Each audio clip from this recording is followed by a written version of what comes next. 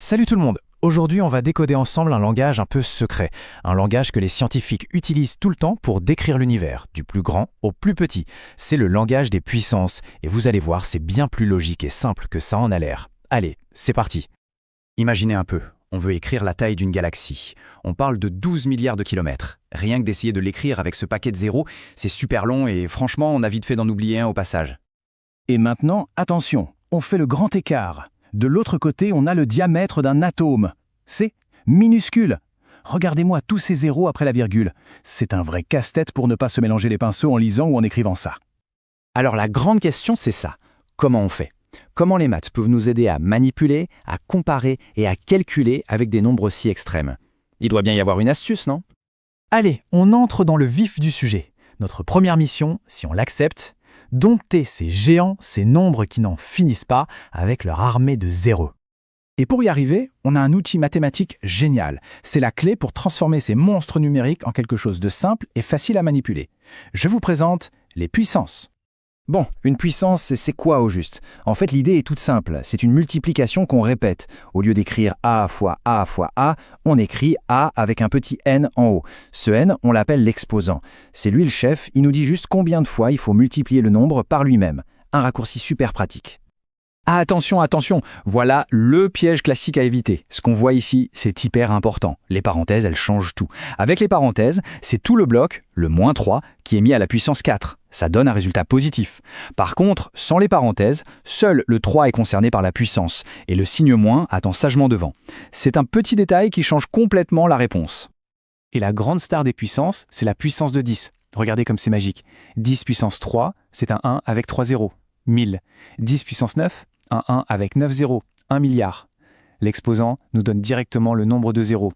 Du coup, 238 millions, qui a 6 zéros, ça s'écrit bien plus simplement 238 fois 10 puissance 6. C'est clair, net et précis. Parfait, on sait gérer les géants. Maintenant, on change complètement décor et on plonge dans le monde fascinant du tout petit. Et pour ça, on a un deuxième super pouvoir, les exposants négatifs. Mais alerte, un exposant négatif ne veut pas dire que le nombre est négatif. Pas du tout. Ça veut dire qu'on prend l'inverse. A puissance moins n, c'est tout simplement 1 divisé par A puissance n. C'est l'astuce pour parler des nombres plus petits que 1. Et là, la logique est juste parfaite. Une puissance de 10 positive, ça décale la virgule vers la droite pour faire un grand nombre. Et une puissance de 10 négative, eh bien elle fait exactement l'inverse. Elle décale la virgule vers la gauche pour créer un petit nombre. 10 puissance moins 3, c'est un décalage de 3 rangs vers la gauche, 0,001. D'accord, on a l'outil pour le très grand et celui pour le très petit. Il est temps de tout assembler pour découvrir l'écriture scientifique, le langage universel des sciences. On revient à la masse de la Lune. Franchement, ce nombre est illisible. On ne sait même pas comment le dire sans compter les zéros un par un. C'est clair qu'il nous faut une meilleure méthode. Et cette méthode, c'est comme une recette de cuisine super simple en 3 étapes. Premièrement, on place une virgule juste après le tout premier chiffre non nul. Deuxièmement, on compte de combien de rangs on a dû bouger cette virgule pour y arriver.